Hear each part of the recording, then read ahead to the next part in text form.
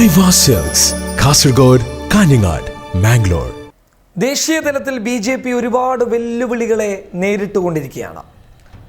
അമിത്ഷായുടെ ഏറ്റവും വലിയ വെല്ലുവിളി ഏതാണ് എന്ന് ചോദിച്ചു കഴിഞ്ഞാൽ നമുക്ക് പറയാൻ വേണ്ടി പറ്റും തെരുവിലെ പ്രതിഷേധങ്ങളും പ്രക്ഷോഭങ്ങളും തന്നെയാണ്. പക്ഷേ അതോടൊപ്പം തന്നെ BJPയെ പിളർപ്പിലേക്ക് വരെ കൊണ്ടുപോകാൻ സാധ്യതയുള്ള ഒരു വിഷയത്തെക്കുറിച്ചാണ് പറയാനിരിക്കുന്നത്. അതായത് BJPയിൽ മുസ്ലിങ്ങളുണ്ടോ എന്ന് ചോദിച്ചു കഴിഞ്ഞാൽ ഉണ്ട് എന്ന് പറയാം. എത്രത്തോളം എന്ന് ചോദിച്ചു കഴിഞ്ഞാൽ അത് വളരെ കുറവാണ് എന്ന് പറയാൻ വേണ്ടി സാധിക്കും. പക്ഷേ BJPക്ക് അവരെ കൊണ്ട് ഉപകാരമുണ്ടോ എന്ന് ചോദിച്ചു കഴിഞ്ഞാൽ വലിയ ഉപകാരമുണ്ട് എന്ന് വേണം പറയാൻ. അതെവിടെ എന്ന് ചോദിച്ചു കഴിഞ്ഞാൽ ഉത്തരേന്ത്യയിലാണ്. എന്ത് എന്ന് ചോദിച്ചു കഴിഞ്ഞാൽ വോട്ട് ബാങ്കുകൾ എന്നാണ് അതിനുള്ള ഉത്തരം. എന്ത് വോട്ട് ബാങ്ക് എന്ന് ചോദിച്ചു കഴിഞ്ഞാൽ മുസ്ലിം വോട്ട് ബാങ്ക് എന്നുള്ളതാണ് അതിനുള്ള ഉത്തരം. BJPയുടെ ഒരു തുറുപ്പ് ചീട്ടാണ് BJPക്കകത്തുള്ള ന്യൂനപക്ഷ സെല്ല, ന്യൂനപക്ഷ സമിതി. BJP മുസ്ലിങ്ങൾക്ക് വേണ്ടിയിട്ട് മാറ്റിവെച്ചിരിക്കുന്ന ഈ ന്യൂനപക്ഷ സമിതിയിൽ പ്രമുഖരായ പല നേതാക്കന്മാരുമുണ്ട്. മുക്താർ അബ്ബാസ് നഖവി ഇപ്പോൾ കേന്ദ്ര മന്ത്രിയാണ്. അദ്ദേഹം ഈ ന്യൂനപക്ഷ സമിതിയിലെ ഒരു അംഗമായിരുന്നു. അങ്ങനെ ഈ ന്യൂനപക്ഷ സമിതിയിലുള്ള അംഗങ്ങൾ BJPയുടെ ഒരു ബെൽറ്റായി മാറിയിരിക്കുകയാണ്. അതായത് മാറ്റി നിർത്താൻ പറ്റാത്ത അംഗങ്ങൾ. RSSന്റെ ശക്തമായ പിന്തുണയും ഈ BJPയുടെ ന്യൂനപക്ഷ സമിതിക്കുണ്ട്. അതുകൊണ്ട് തന്നെ ഈ ന്യൂനപക്ഷ സമിതിയിലെ നേതാക്കന്മാർ BJPയിലെ പ്രമുഖരുമായി നല്ല ബന്ധം സ്ഥാപിക്കുന്നവരാണ്. ഇപ്പോഴെന്ത് സംഭവിച്ചു എന്ന് ചോദിച്ചു കഴിഞ്ഞാൽ 165 ന്യൂനപക്ഷ സമിതി അംഗങ്ങൾ BJPയുടെ ദേശീയ നേതൃത്വത്തിന് രാജിക്കത്ത് നൽകിയിരിക്കുകയാണ്.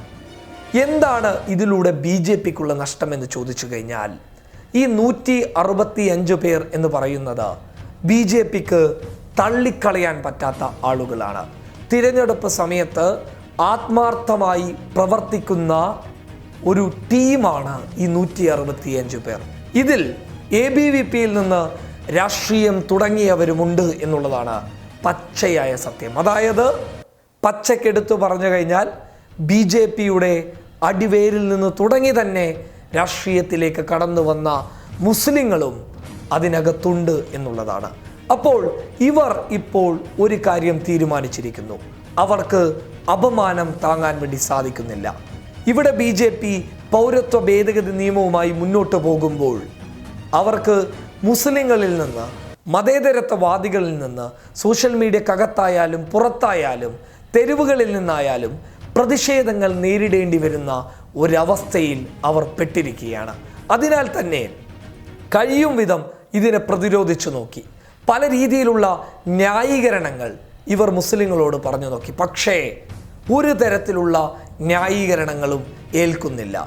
സ്വന്തം സമുദായത്തിൽ നിന്നുകൊണ്ട് തന്നെ സ്വന്തം സമുദായത്തിലുള്ളവരോട് പുറത്തു പോകാൻ പറയുന്നതിനോട് യോജിക്കാൻ തയ്യാറല്ല എന്നാണ് പൊതുസമൂഹം പറയുന്നതെന്ന് ന്യൂനപക്ഷ സമിതിയിലെ അംഗങ്ങൾ BJPയുടെ ദേശീയ നേതൃത്വത്തോട് വളരെ വ്യക്തമായി പറഞ്ഞു.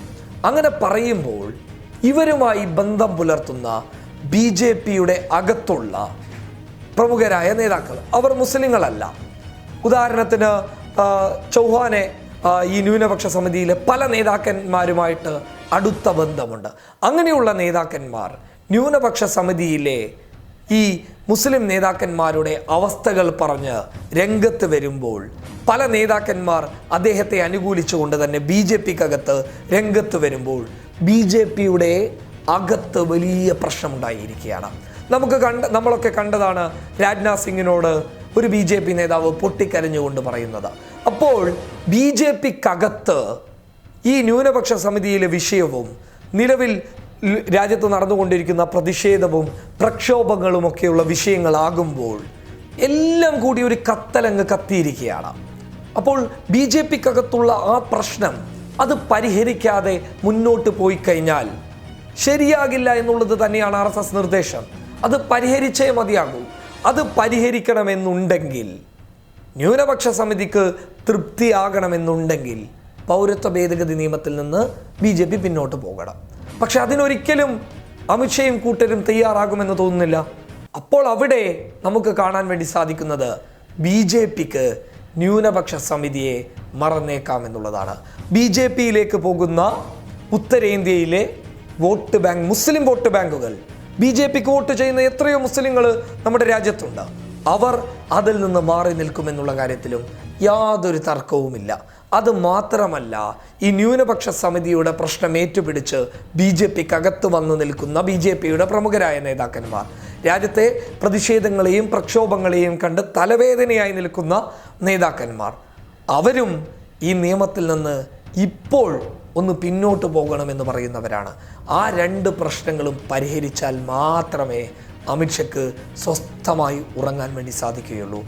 തെരുവിലെ പ്രതിഷേധങ്ങളെയും പ്രക്ഷോഭങ്ങളെയും അമിത്ഷാ ഭയക്കുന്നതോടൊപ്പം ഇതും അമിത്ഷാ ഭയക്കുന്ന ഏറ്റവും വലിയ പ്രശ്നമാണ്. News desk public.